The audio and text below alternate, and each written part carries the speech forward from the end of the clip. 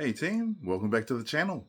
This is Willie Cormany, and this is part 3 in the History of the Christian Church series.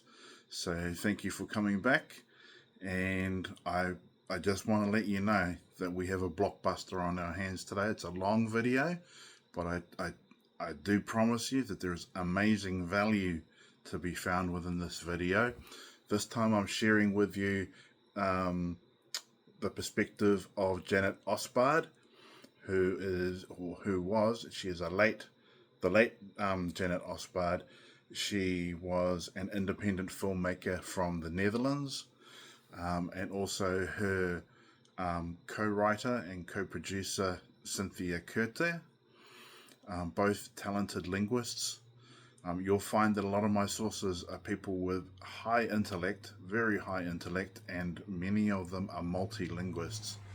And that's due to a bias on my part in terms of I myself am a multilinguist. I speak four languages and know a bit about a few others as well. So I connect with people who are multilinguistic, but it's more about the well-rounded study, the well-rounded thinking of particular historians that attract me to them, to listen to them in the first place, because they tend to have a more balanced view of life and tend to look at things in a holistic way, which is what I believe and what I've found to lead me to truth more than anything else.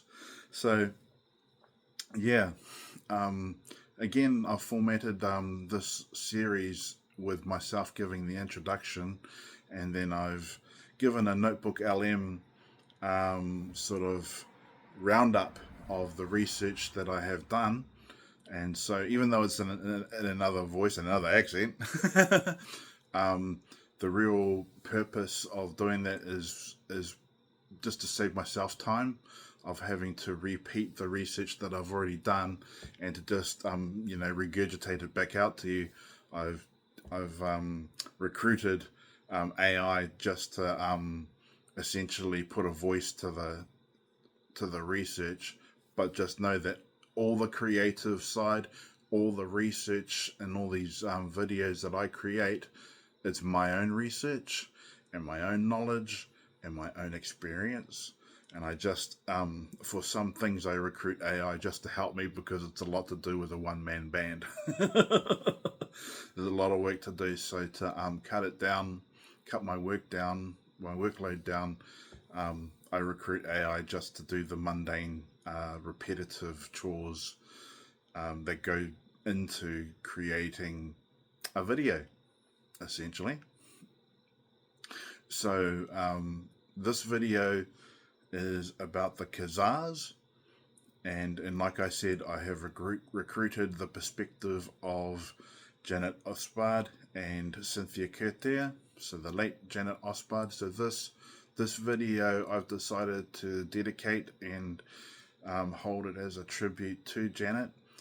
I respect the hell out of her research, and you'll notice very quickly as you watch her portion of this video, which is a long one. This is a blockbuster movie.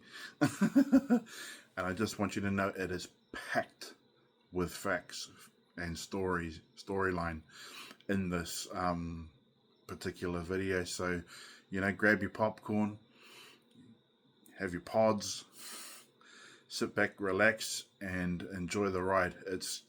And I'm going to tell you up front again that this will be very challenging to people. Some people will probably switch this off quite quickly when we get to Janet's portion. But I assure you that everything in this video is researchable, referenceable, if I can just coin a phrase there. But you can find it. This is not hard to find information. The thing is that you will find that very few people put all the facts together and look at things in a holistic view. But Janet does that, and you will find that I'm an even bigger picture person, And the reason I'm sharing these videos is, like I said, is these are the truths that I had to research on my spiritual journey, on leaving the Mormon church and coming into, basically arriving where I am now. And it's a long journey. So, get ready. I've got lots to share with you guys. And, but the main thing that everyone should always take from my experience and from all these videos as a collection is the spiritual side, and the fact that we are consciousness having a human experience, and that's where I have arrived. And so, yeah, my 30-year stint in the Mormon church was beautiful. I don't regret any of it. There's some things that I understand I probably didn't need to do. Well, I didn't need to do. And there were some things that I shouldn't have done. But I'm not here to put blame on anyone, to put any hate or shade on anyone. I'm here just to share the truth that got me to where I am. And this is my truth. You don't have to agree with it. This is though I know that this information will help some people who have actually been in a similar path to me and will find this information invaluable. This is for you. If you have had a spiritual journey which included going through a Christian church or any other religion, I know that some of my journey will resonate with you. And yeah, I won't take up too much time, but I want you to notice in these videos what common themes stick out to you, right? Because I'm going to give you in a 5-minute video, as I have in the previous two, the generic information that's out on the internet, right? And I want you to remember that history is made up of 2 words, his story, okay? And so history is the story of he who conquered, right? Whoever conquers nations, they have control over the narrative, or in other words, the control of what is allowable in all spaces within a country or in several countries. The Roman Empire, for example, or the Ottoman Empire, the Byzantines, the Sumerians, the Egyptians, right? And all of this, by the end of the series, if there is an end to the series, because I just find more and more compelling information to share with you, with the world, but it will all come together by the end, trust me on that. Anyway, I'm not going to take away from this. I will at the end come back with my own conclusions. I'll share those with you. But like I said, this might not be for everyone. But if you don't mind, if you have an open mind and you like to research and you like to find out new perspectives or different perspectives to life, you've come to the right place. And yeah, without further ado, I will bring on Janet Osbard, and I will also, before that, just give you my, the 5-minute what everyone, says online and in the public sphere about the Khazars. And then you will see after that Janet Osbard's perspective. And like I said, all of this stuff is researchable. You can find it quite easily. But the conclusions that you make about these videos, your personal conclusions, that is the most important thing. And I would never disparage anyone from their own perspective and their own opinion. I value that. And so yeah, without further ado, let's hit it. Thanks, guys. And I want to know in the comments, if you would kindly do so, let me know what your thoughts are on the contents of this video, the issues in there, and what you see as what's really caught your attention about these things. I don't mind if you disagree, like I said. I just want to know what you think, and what your feelings are. how do you feel about all this? All right. So this is an epic. Okay, so this is over an hour long. This video. Well, I think it's over an hour. But I promise you much value out of this video. All right. So stick with me and stick with me through the series, and I'm telling you, you will feel very much added to and enriched.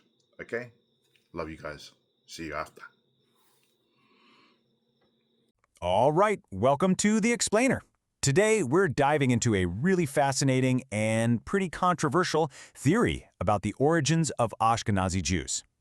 It's an idea that connects them not to the ancient Levant, but to a lost medieval empire way out in Eastern Europe. So here it is, the big question at the center of it all. It's an idea that really challenges the entire traditional story of Jewish history. So to really get what's going on here, let's first make sure we know exactly what we're talking about. Okay, so here's the claim in a nutshell.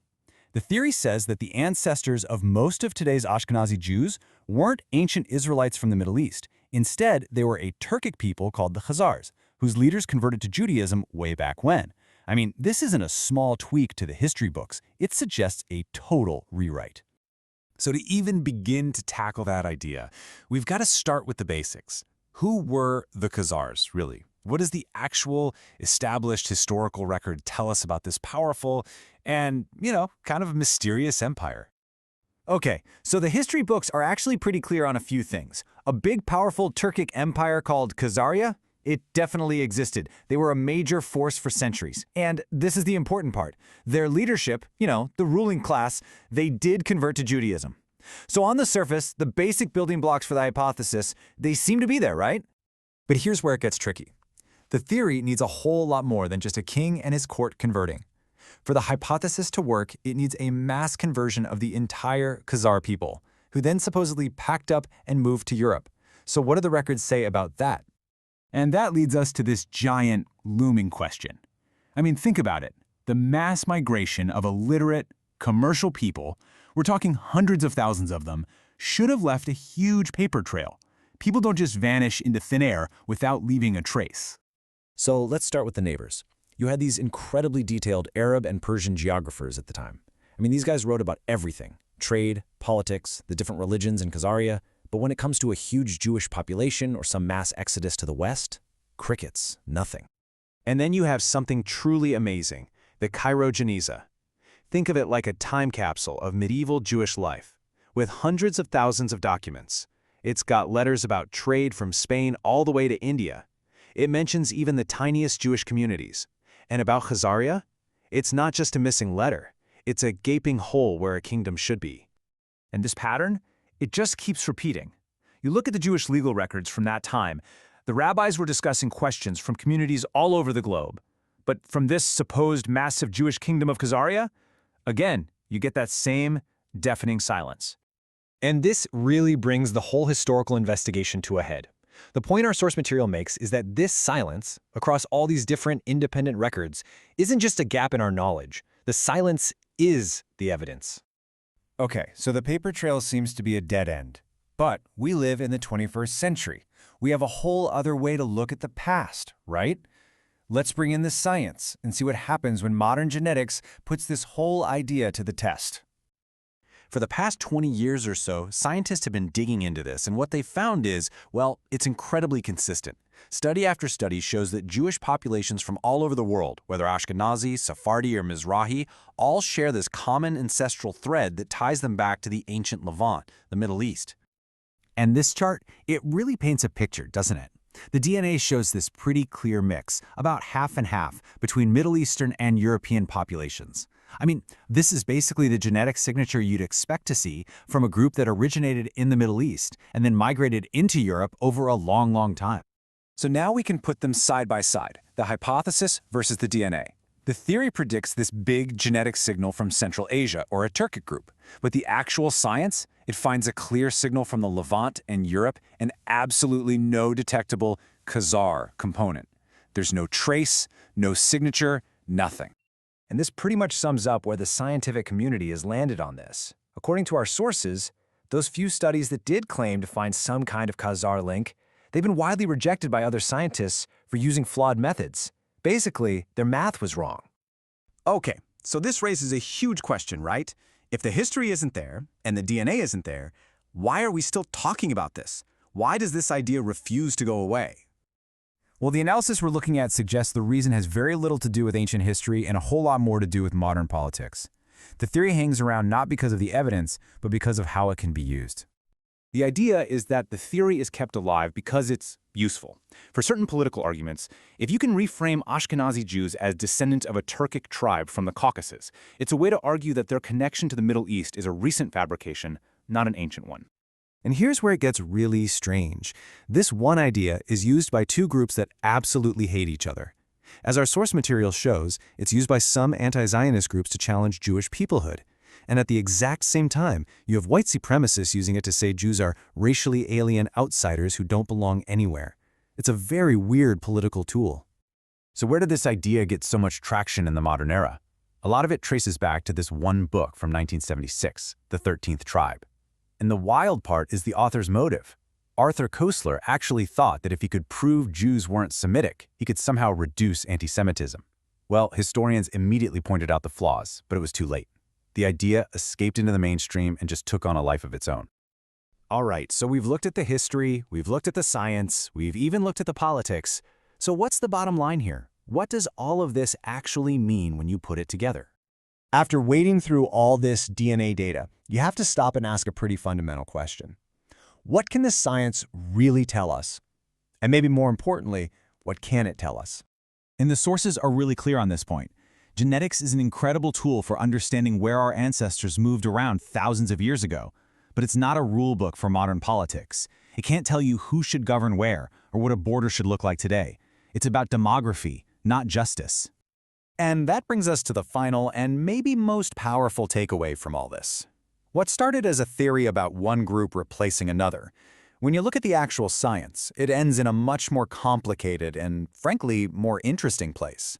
A story of a shared ancient past, revealing that multiple peoples, including Jews and Palestinians, all have deep ancient roots in the very same part of the world. Let's go all the way back in history to the most ancient civilization on Earth, Sumer. Ancient Sumer, 7 millennia ago. What we know stems back from the early writings on clay tablets, written down in cuneiform script. The Sumerian civilization was a highly developed and advanced society with grand cities, temples, and pyramids. Archaeological findings tell us the cities had amazing mosaics, elaborate streets, housing blocks, indoor plumbing, toilets with water flushing systems, and much more. The Temple of Inanna at the ancient city of Uruk still baffles us today with its splendor, its vibrant colors and depictions of strange animal creatures. Inanna was the ancient Sumerian goddess associated with love, beauty, sex, war, and political power. She was later worshipped by the Akkadians, Babylonians, and Assyrians under the name of Ishtar or Asherah. Many researchers now believe she was Isis of the Egyptians, Diana of the Greeks, and Venus of the Romans. She was the consort of Baal, the deity who demanded child sacrifice. We shall later see whether this is true or not. The ancient culture of Sumer and its polytheistic religion expanded towards the northwest into Babylonia, then even further west. It went to what we now know as Canaan and Phoenicia. More about this group later. There was a second group. They went further north, all the way to the region we now call Ukraine and southern Russia, between the Black Sea and the Caspian Sea. There they took on the name Khazars and called their new homeland the Kingdom of Khazaria after their ancestors. Joseph Chagam king of the Khazars explained in a letter to the foreign secretary of the Caliph of Cordoba, Hasdai ibn Chaprut, that his people were direct descendants from Japheth, son of Noah. Khazaria was right at the center of the northwestern Silk Road. Merchants who traveled through Khazaria had to pay toll, a lucrative way to swell the coffers of the kingdom. The Khazars were different than the peoples from the surrounding countries. They were described as thieves and spies. They were said to be lawless people who lived a life of sin, of sexual extremities, and of cruelty. They would murder travelers from other countries and adopt their identity. They were masters of deceit. And, last but not least, they were said to worship Baal, also referred to as Moloch, a representation of Lucifer that demanded child sacrifice. In return, Baal was said to reward them with riches, with fame and fortune. The neighboring countries despised them.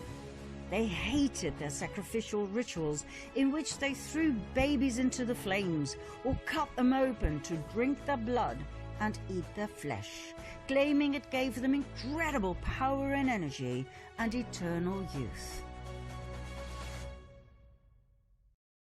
Urged by these surrounding peoples, the Russian ruler knew he had to do something. In the year 600, he warned their king, Bulan, that their Luciferian practices had to end.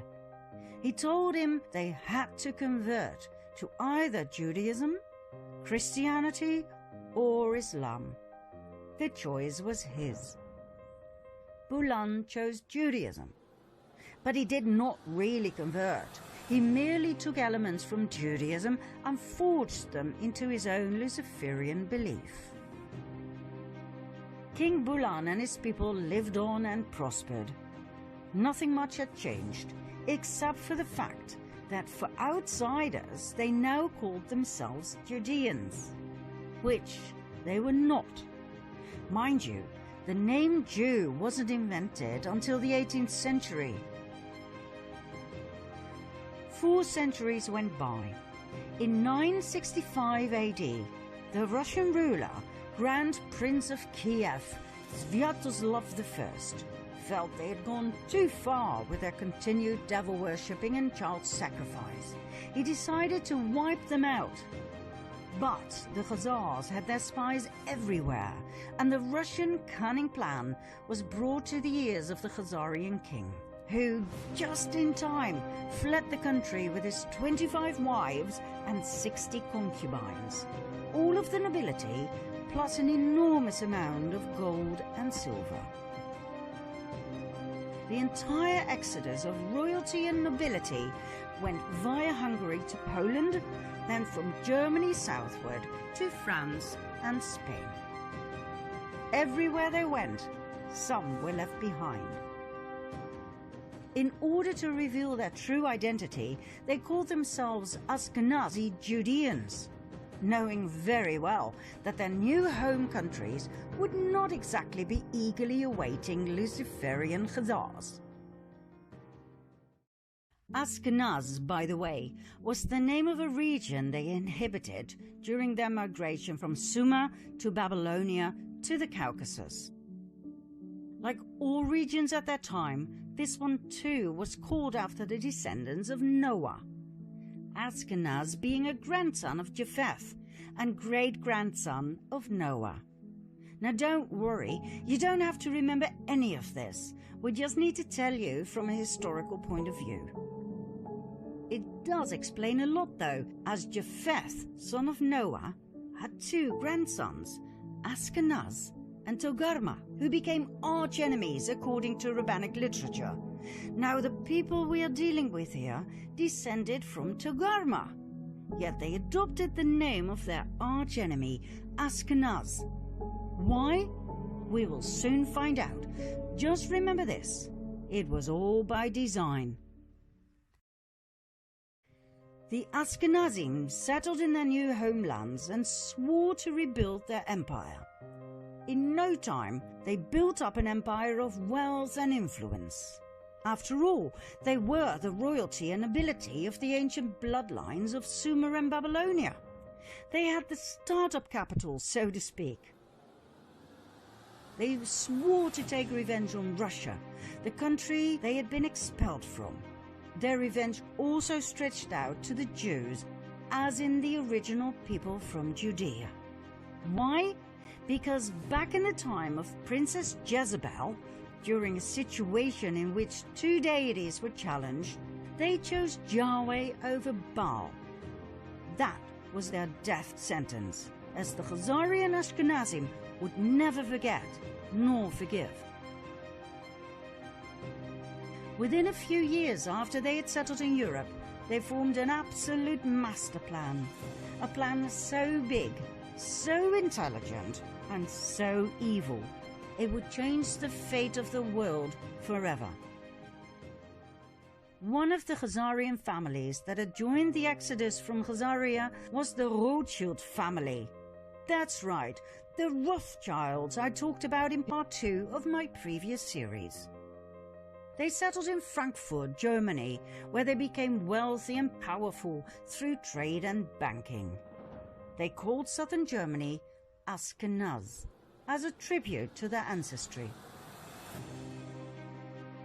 They offered notes to travelers who left behind their gold and silver, safely stored in the vaults of the Rothschilds, banknotes against deposits.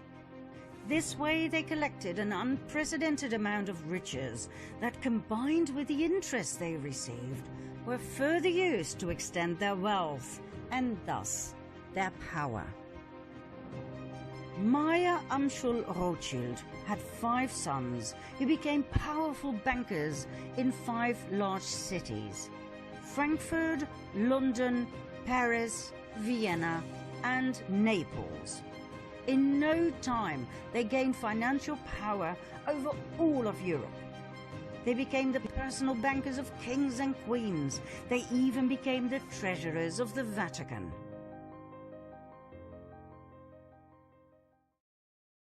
Before we continue with an event in the 18th century that has been deliberately erased from our history books, we have to pause this storyline and go back to the early Middle Ages for a second storyline. The two will meet during this 18th century event. And when they do, things will fall into place, I promise. We'll start in the age of the Crusades. In 1048 AD, an organization was founded that we refer to as the Order of Malta. They were founded in Jerusalem. Their goal was dual. One arm of the order ran a hospital in the Holy Land to tend to Christian pilgrims. The other arm was military, tasked by Rome to protect Christians against the local Muslim population. Their symbol? The equal-armed Maltese cross. During the first 50 years of their existence, Jerusalem was Muslim territory. The amount of Christian pilgrims who went to Jerusalem was limited, even by Islamic law. In 1096 AD, the first of 9 wars broke out. They became known as the First Crusade. The Crusades were religious wars initiated and supported by the Roman Catholic Church. Their goal was to recover the Holy Land from Islamic rule. 3 years after the Crusaders had left for the Holy Land, this goal was achieved. Godfrey de Bouillon and his brother Baldwin, leaders of the First Crusade, became rulers of Jerusalem. The Crusades may have been romanticized in literature and movies, but the truth is, they were insane religious wars focused on nothing but death, destruction, and forced conversion. An estimate of nearly 2 million people died.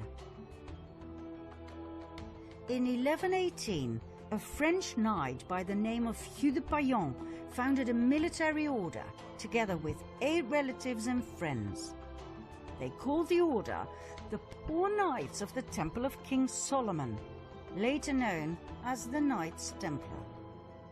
This order sprang forth from a secret society called the Prieuré de Sion, the Priory of Zion, an order that, by the way, is still alive and active today. With the support of the King of Jerusalem, the Knights Templar set up headquarters on the sacred Temple Mount. Their official goal was to protect pilgrims on their way from Europe to Jerusalem. In and of itself, this is fascinating. 9 knights were officially appointed to protect Christian pilgrims over a distance of 4,000 to 5,000 kilometers. God only knows how they did it. Their not-so-official goal was to rebuild the Temple of Solomon that had been destroyed in 586 BC by the king of Babylon, Nebuchadnezzar. Why this was so important to them, we will show later on. In 1129, the Order of the Knights Templar received the official support of the Roman Catholic Church. The order grew abundantly, and donations came pouring in from all over Europe. The knights adopted a code of conduct in which they swore unfailing obedience to the master. According to researchers, the principle of obedience made the Knights Templar lethal. They acted swiftly and with certainty to do as they had been commanded. A force of Templars became an extension of the will of its commander, the Grand Master.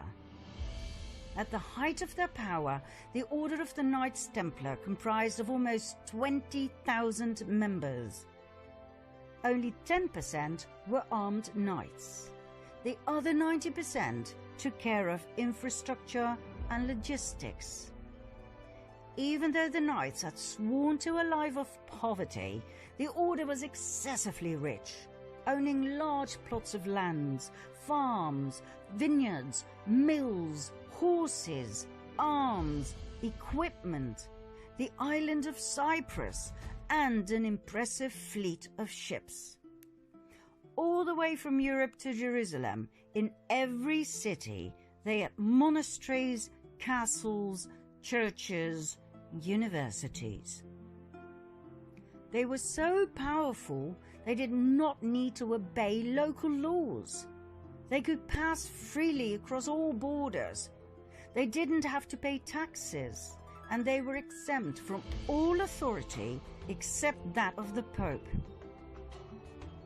Furthermore, everything they took from the Muslim population that they subjugated and murdered on their way was given to the order. Did they have these privileges in writing? Oh yes, Pope Innocent II took care of everything by signing the papal bull Omne Datum Optimum in 1139. All the order had to do was swear obedience and allegiance to the Pope. There was one area, though, in which the Templars truly excelled: banking. They had a network of banks in many countries that enabled pilgrims to deposit assets in their home countries and withdraw funds in the Holy Land. By the 13th century, the Templars had become such competent and trusted bankers that European kings and nobles who embarked on crusades to the Holy Land often forwarded large cash sums to the Templars that could be withdrawn later so they could pay their armies. The Templars even gave out loans to rulers. They excelled in everything they did, for which they were overloaded with donations, gifts, fame, and fortune. However, in the early 14th century, the Knights Templar met their final destiny: King Philip IV of France. This man was heavily indebted by the order. When he asked for even more loans, the order refused. King Philip decided it was time for the Knights Templar to meet their maker. On Friday the 13th of October 1307, a multitude of knights were arrested.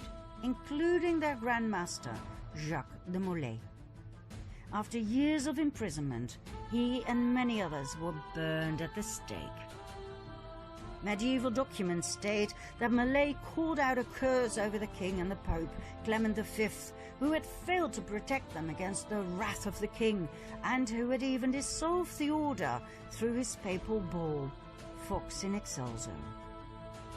Although the Pope dissolved the order, he did not formally condemn it, which would have been normal in those days. 1 month later, Pope Clement died. 8 months later, King Philip died. Ironically, the Pope's body was burned to ashes by a fire that was caused by lightning that struck the church where he was lying in state. The king died of a stroke he suffered during a hunt. But, contrary to what our history teachers have told us, the Order of the Knights Templar did not end here. New orders were founded with new names that were basically the continuation of the Knights Templar. Think Military Order of Christ in Portugal, Supreme Order of Christ in Italy, and so on and so forth.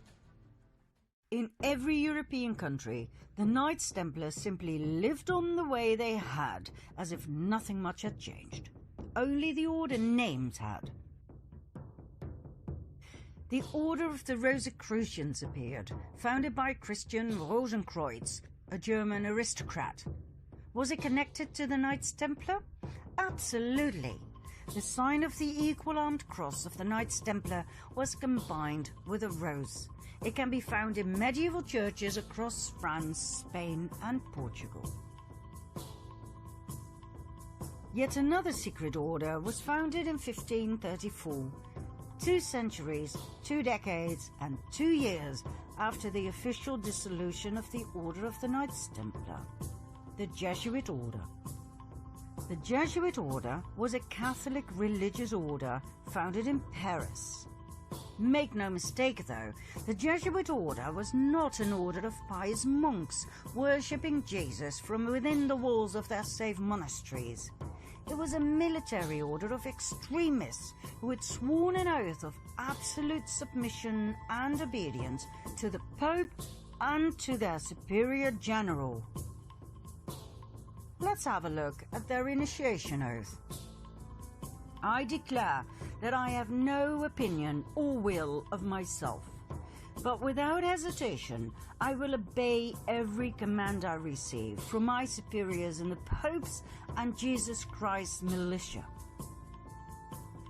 I promise further and declare that when the opportunity arises, I will conduct a ruthless war, secretly or publicly, against all heretics, Protestants and liberals, as I am instructed to do, to exterminate and destroy them of the whole earth, and that I will not spare age, sex or class, and that I will hang up, burn, boil, cook, peel, strangle, and bury these shameful heretics, rip the stomachs and wombs of their wives, and crush the heads of their children against the wall, for the purpose to destroy their horrible race forever.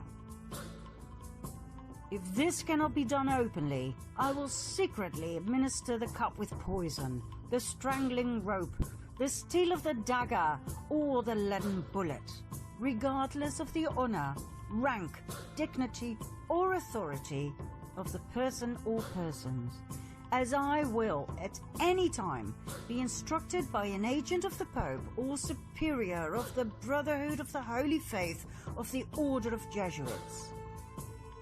In confirmation of which I hereby dedicate my life, my soul, and all of my corporal powers, and with this dagger which I now receive, I will subscribe my name written in my own blood, in testimony thereof. And should I prove false or weaken in my determination, may my brethren and fellow soldiers of the militia of the Pope cut off my hands and my feet, and my throat from ear to ear, my belly opened, and sulphur burned therein. with all the punishment that can be inflicted upon me on earth, and my soul be tortured by demons in an eternal hell forever. Not exactly what you would expect from an order of Jesus, right? Mind you, when we refer to the Jesuit order in relationship to the Cabal, we are not talking about the lower segments of the order.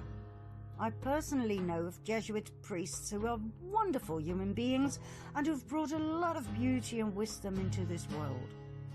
What we're referring to here is the top of the pyramid, the absolute elite of the order, better known as the Jesuit Council.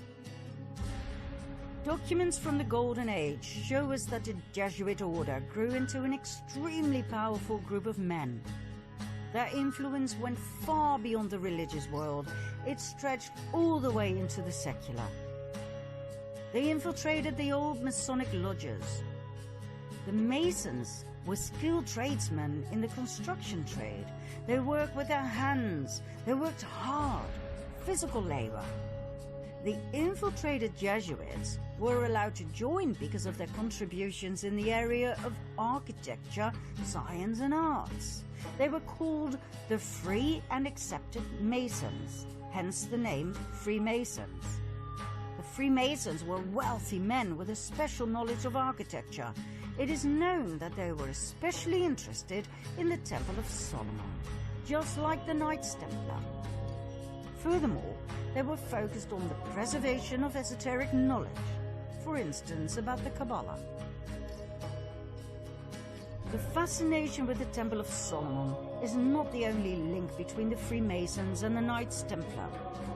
Even today, the York Rite administers 3 orders of Masonry, one of which is the Knights Templar. The Knights Templar of the York Rite is a military branch of the Freemasons, just like the medieval order of the Knights Templar. They both have the symbol of the equal-armed Red Cross. So, in short, the Freemasons were a highly secretive group of powerful Jesuits who had infiltrated the countless Masonic lodges across the world. They founded their own umbrella lodge in 1717, the Premier Grand Lodge of England, and that would turn out to be their salvation. What happened? The Jesuits had become way too powerful to the liking of 80 heads of states worldwide who obviously felt threatened by the powerful order. They banned the order and put pressure on the Pope, Clement XIV, to do the same. In 1773, the Pope succumbed to their demand. He promulgated the Dominus ac Redemptor, the Bull of Extinction, that put an end to the Jesuit order. It seems indeed history repeated itself.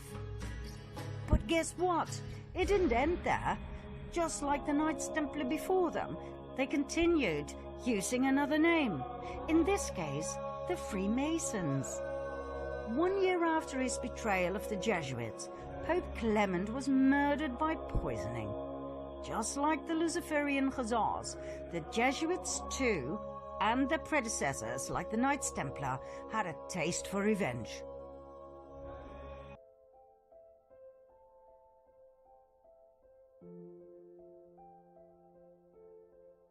You might ask yourself why the orders we showed in part 1 are so important for our fall of the Cabal. Well, you know the expression, know thy enemy? In order to understand the magnificence of their elite plan and the magnitude of their evil intent, we must first identify whom we are dealing with here. There is so much misinformation going around, not only on the internet, but also in our history books. That, by the way, were never written by neutral observers, but always by the winners. If you don't understand where the Cabal comes from, how far back they go in history, if you don't know how we were led to believe that all of these orders and movements were separate entities that came and went in history, independently and rather harmlessly, then you will most certainly not understand nor believe the true identity of the Cabal. you will miss the fact that we find ourselves at the final stage of their master plan. And if you don't fully comprehend in which danger we find ourselves, you will not know what to do at the moment suprême. That is why we make this documentary, so you can wake up, see through all the lies, and take action to claim your sovereignty back. That's when you'll understand what we said in the previous series. History books will have to be rewritten. Okay, let's see where and when our two storylines meet, shall we? It was in 1748 in southern Germany, Bavaria, in a small town called Ingolstadt. A boy was born. His name was Johann Adam Weishaupt. At the age of 5, his father died. The Jesuits took him under their wings and groomed Adam, who turned out to be a highly intelligent and strong-minded individual, to become a professor in canon law at the Jesuit University of Ingolstadt. He rewrote ancient historical documents in which the ideology of Lucifer would eventually lead to the complete control of the world. In 1773, a secret meeting took place between Meyer Amschel Rothschild and a select group of 12 elite Khazarian bankers and businessmen. Remember Rothschild, key player in our first storyline? The excessively wealthy and powerful Azkenazian Khazarian banker from Frankfurt? Well, Rothschild proposed to join forces and riches with the purpose of world dominance. He had set his eye on Adam Weishaupt, who would be perfect to implement their plans in practice and run their organization. And so, on May the 1st, 1776, Adam Weishaupt founded the Bund der Perfektibilisten, the Order of the Perfectionists, later to be called the Order of the Illuminati. It was the fusion of the financial empire of the Rothschilds and the wealth and power of the military order of the Jesuits. Their goal? The creation of a world government and world dominance. Although Weishaupt's name is commonly known among those who study this material, not many people are aware of the fact that he based his Order of the Illuminati on ancient documents, one of which was a letter that was given to him by Rothschild. This letter, referred to as the Constantinople letter, was old and of extreme value to the Azkenazian. It was 287 years old, written in 1489 by the Nazi, the chairman of the Jewish High Council in Constantinople, as a response to an outcry for help by the head of the Azkenazi Jews in France. Remember the Khazarians who had fled Russia and who had changed their name to Azkenazi Jews? They now felt threatened by the other ethnic groups in France. The king had even told them they had to convert to Christianity. The reply of the Nazi in the Constantinople letter was as follows. As for what you say that the King of France obliges you to become Christians, do it, since you cannot do otherwise, but let the law of Moses be kept in your hearts. As for what you say about the demand to despoil you of your goods, make your sons merchants, that little by little they may despoil the Christians of theirs. As for what you say about their making attempts on your lives, make your sons doctors and apothecaries, that they may take away Christian lives. As for what you say about their destroying your synagogues, make your sons canons and clerics, in order that they may destroy their churches. As for the many other vexations you complain of, arrange that your sons become advocates and lawyers, and see that they always mix themselves up with the affairs of state, in order that by putting Christians under your yoke, you may dominate the world and be avenged on them. Do not swerve from this order we give you, for you will find by experience that, humiliated as you are now, you will reach the actuality of power. In other words, They were told to fake a make-believe conversion and to infiltrate every aspect of society: commerce, medicine, religion, and legislation, with the sole purpose of revenge and destruction. How Khazarian. Adam Weishaupt founded the Order of the Illuminati in 1776, financed by the Rothschilds, based on this letter, that, by the way, was based on an even older document, more about which in Part 4. 1 year later, in 1777, Weishaupt joined the Grand Orient Masonic Lodge. He made over 2,000 Jesuits head of the many lodges across the world, thus establishing a massive empire of power, in which the Jesuit order was the spider in the web. Weishaupt then officially left the Jesuit order, so that no suspicion would ever be drawn to the involvement of the Roman Catholic Church and the Jesuit Council in the illustrious plans of the Illuminati. The Rothschilds used their riches to finance wars, as they had found out that by financing both sides of each and every war, they would always win financially. They knew no scruples, no mercy. The alliance of the Luciferian Khazars and the Jesuit order had only just begun. Their goals? Personal gain, wealth and power. The submission of the royal families. The annihilation of the infidels. Protestants, Calvinists, atheists, Muslims, Jews. In other words, the destruction of all religions except the Roman Catholic faith. The destruction of all governments, world dominance of the Pope, and revenge. Revenge on each and every one who had ever betrayed them. Revenge on Russia, first and foremost, the country that had expelled the Khazars. But not only that. Remember the vengeance of the Jesuits on the Pope, who had betrayed them? Well, they weren't done just yet. For the European kings of France, Spain, England, Austria, and so on, who had banned the Jesuit order, were about to have a taste of their wrath. The first pawn the Illuminati alliance put forward was Napoleon Bonaparte. The fact that the French Revolution was indeed orchestrated by elite secret societies was documented and proven by the French Jesuit Augustin Barruel. He wrote an influential account in which he focused in particular on Adam Weishaupt, founder of the Order of the Illuminati. According to Barruel, the French Revolution was orchestrated by Freemasons and philosophers like Voltaire and Montesquieu. We'll get back to Barruel in a later stage, so remember his name. Napoleon's advisor was a Jesuit, Emmanuel Sillet. He advised Napoleon on where to go and what to do. In today's language, we would call Sillet his handler.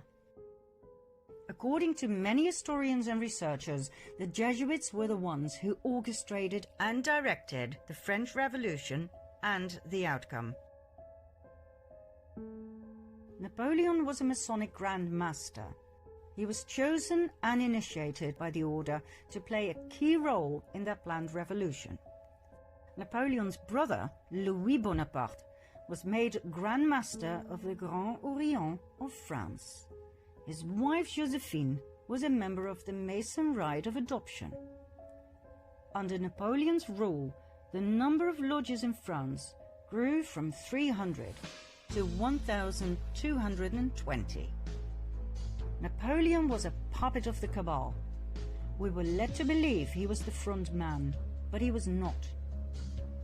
The hidden hand that some historians believe was to cover an ulcer, seriously, was actually a common Masonic gesture called the sign of the Master of the Second Veil. Many world leaders have shown this sign throughout the ages. The French Revolution started in 1789 and lasted for 10 long and bloody years of absolute terror. It was the master plan of the Jesuit Council to take revenge on France, to destabilize the country through war, and to destroy the French crown. Their tool? The Jacobins, an extremist political movement founded by none other than Napoleon's advisor, the Jesuit Sieyes. The Jacobins caused mayhem across France, rioting, plundering, murdering everyone who stood in their way.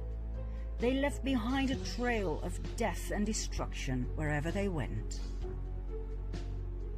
The Jesuit plan worked. The guillotines worked overtime.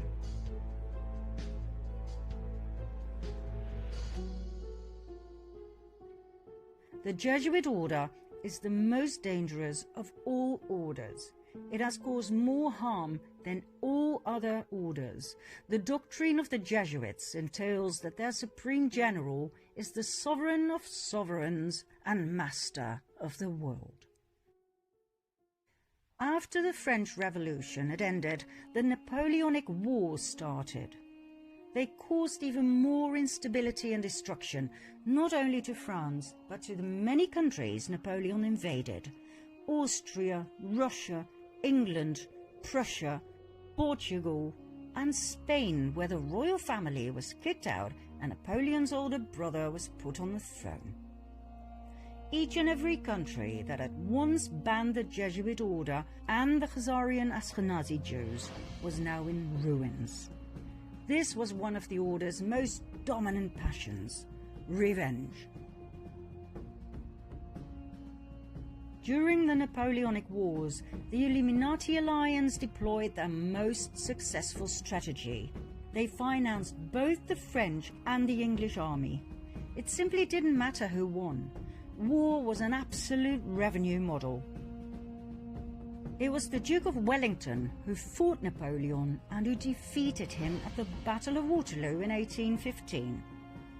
Nathan Rothschild, a brilliant and ruthless businessman, had his spies at Waterloo, and he had a private courier system, as he knew that fast communication was vital in business. When it was clear that Napoleon had been defeated, the message was immediately sent to Rothschild, who received the news 2 days prior to anyone else. He then made a brilliant move at the London Stock Exchange. Instead of buying English bonds, the gilts, he sold those he had.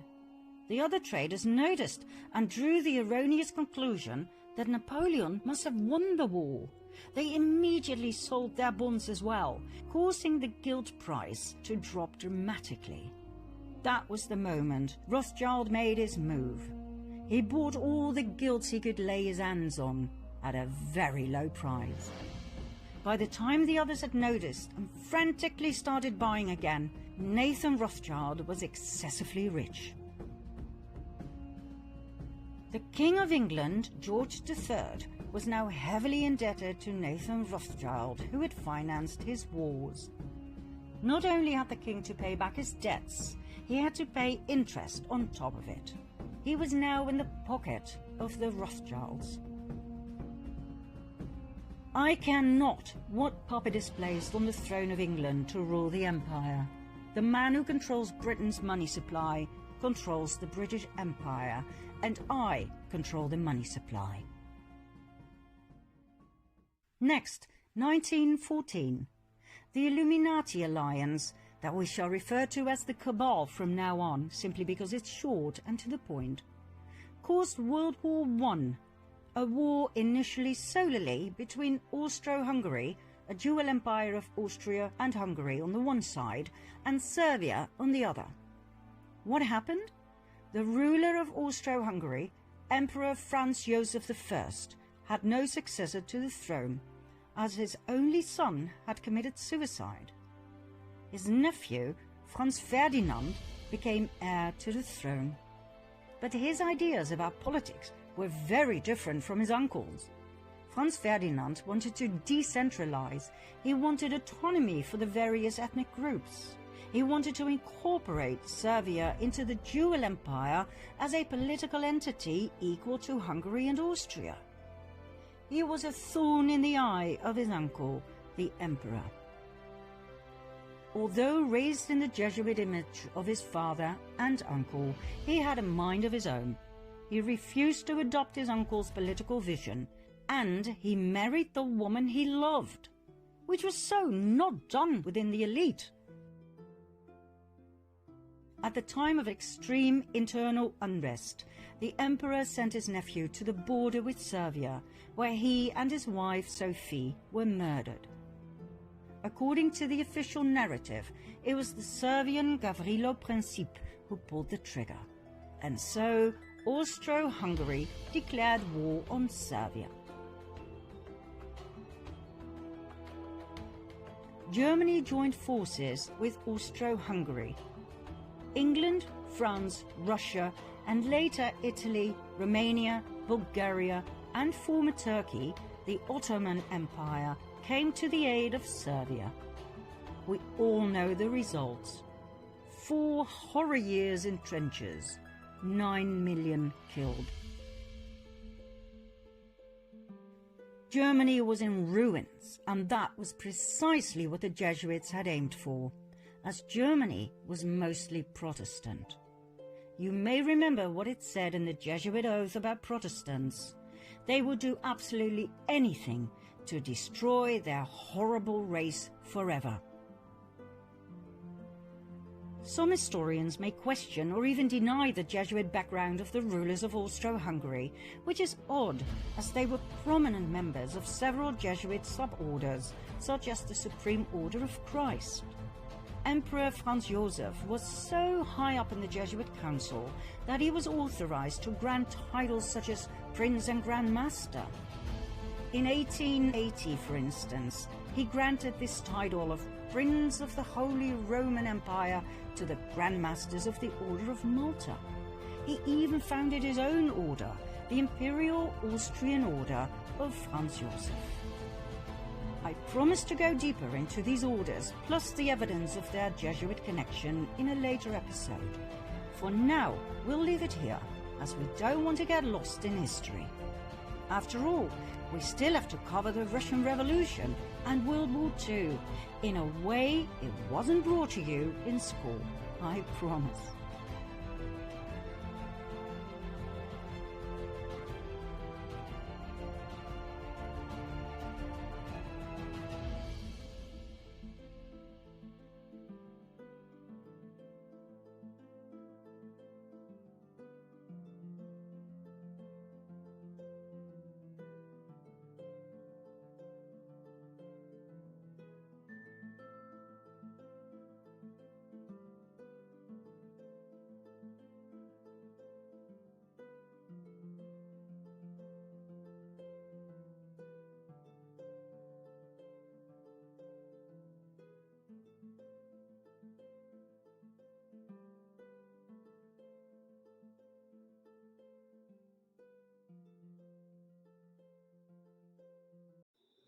Okay, so it was a long video, I wasn't lying.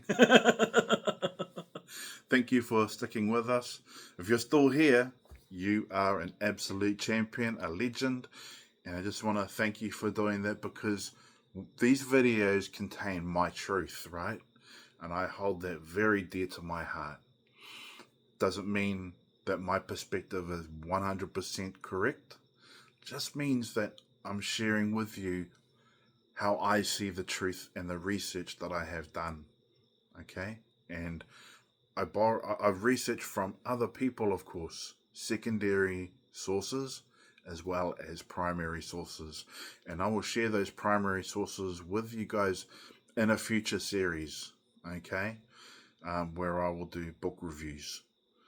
Okay, it's a future series to look forward to for those, especially for you bookworms. But okay, what do I think about that? Well, some of you might be just coming through a partial stroke or a heart attack looking at some of this information. Some of, probably a fair whack of you, a fair portion of you would have switched off. very early in the video, in which case you're probably not even here, or maybe you've skipped forward to my conclusion. But this is the thing, This is the thing. You will notice some themes in some themes in these videos, right?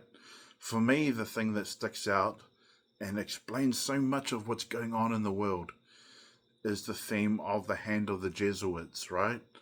And the Freemasons and the Templars, right? And how together, there's so much confusion and, so much going on interplay between these groups that the truth seems hidden. And yet, it is by the acts of hiding, or rather of confusion, that you can deduct the truth. That's what I found. And there's so much division in the world, and this is where I really speak from the heart. There is so much division in the world today, and you might be thinking, well, then why did you create the first and second videos, the heliocentric Christians and the Council of Nicaea, if you're not interested in division and you know that there's division? Because for me, I feel that if people can see how the world became divided, the intricate mechanisms that have divided the world, then maybe, you will hear the calling to put it all back together again. And I'm not saying that, any of us are saviors or anything like that, because, I that's actually a church trait. You actually get become programmed to be a savior. You're always trying to save people, right? You're trying to be a missionary. You're trying to get the gospel out there to people, and you become messianic, and you don't even realize it. No, that's not my purpose, right? My purpose is to share truth and to help people, or to find the people who hear the calling to follow truth and to work with it. It's about remembering who you are. So when I present some history, these history videos, it's about helping you to remember. And you're thinking, wow, really?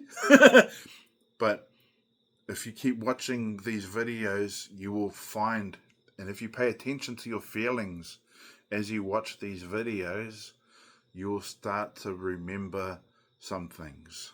If you don't, that's okay.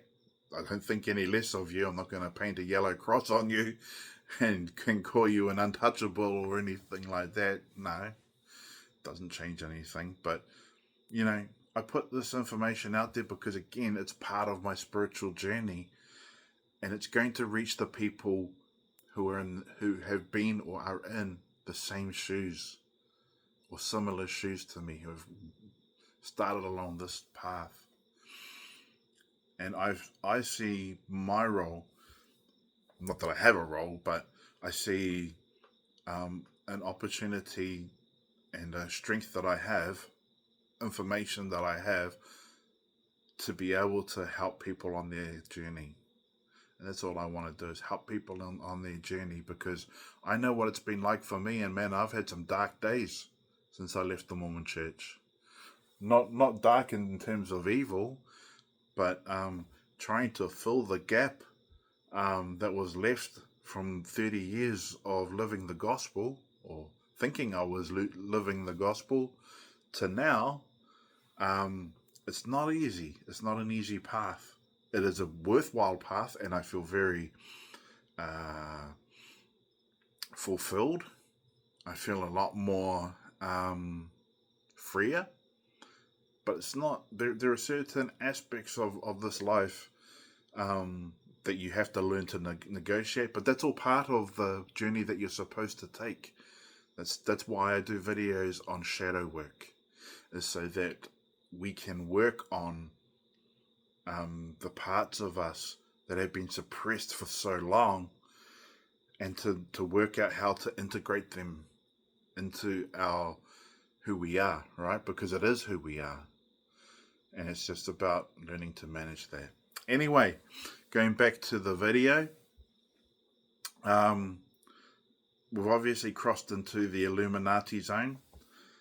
But if you do a study of the genealogy of the Rothschilds, you will find there is, it does go back to Khazar, but it's going to go back further to Sumeria, Egypt, and it's going to come through. It's really in Sumeria that Baal or Moloch became such a big figure in the history of these Jesuits. I don't want to say any more because I really actually labored over the idea, or I sort of anguished over the decision whether I should split this video into two, because I had already planned to do an Illuminati video further in the future, but I found just Janet's work to be so fantastically good at sewing ideas and history sections together. I haven't seen anyone else do that so well, and so I chose to just let that that part continue. And because I think it just does justice to the subject of the Khazars, the Khazarian Jews, the Azkenazian, and basically the history of aristocracy, as well as Freemasonry and the Jesuit order, the Knights Templar. It sews all of these things together so well.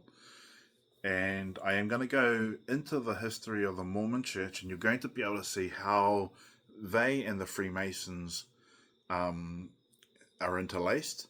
But also, you will find in the Reformation video how other parts of the church, the fragmented parts of the church, came to be.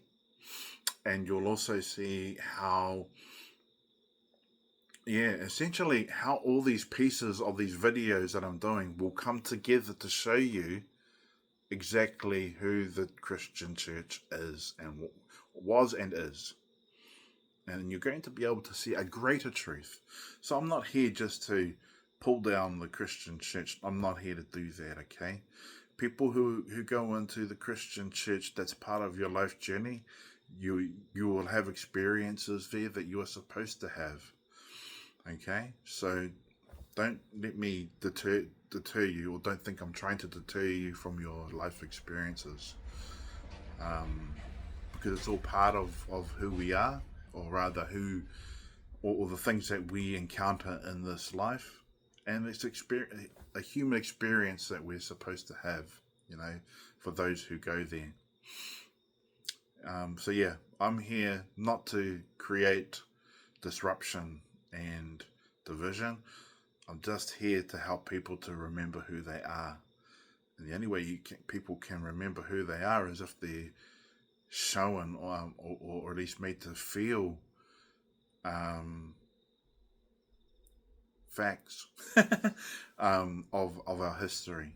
Anyway, that's enough from me today. It's been a massive video. I hope that I wasn't wrong in saying that this video was action-packed, value-packed, but I'm really interested to see, and I hope that I get a lot of comments from you guys just expressing how you feel about it, about the material, your own point of view. I'm really interested in your own points of view. And apart from that, I just want to wish you well, blessings to you. And I'm sending all the love energy to you and the gratitude to you for actually watching my material, because it makes my heart feel great to know that other people are starting to resonate with the experiences that I've had and with the material that I had to research myself to get to where I am. Okay, lots more to go. And yeah, there's one more video left in the week, and that is another why I left the Mormon Church video, for those who like those videos. I won't say too much about that one. And I am thinking in the weekend of doing just another rough video, just a, a freewheeling, off the cuff, ad hoc, just a raw and real video, just to chat about the issues of the day, because we are living in the most intense time of history, it seems, and there's a lot going on. And yeah, just want to know how you guys are going, and just want to offer you guys some comfort in this time. Anyway, I feel like I've babbled on too long. Love you guys. Thank you so much for coming to the end of this video. Even if you didn't make it to the end and you skipped a bit or a lot, that's okay too. Just want to thank you just for being here. That's a miracle to me. Okay? Love yous. Ka kite. Goodbye.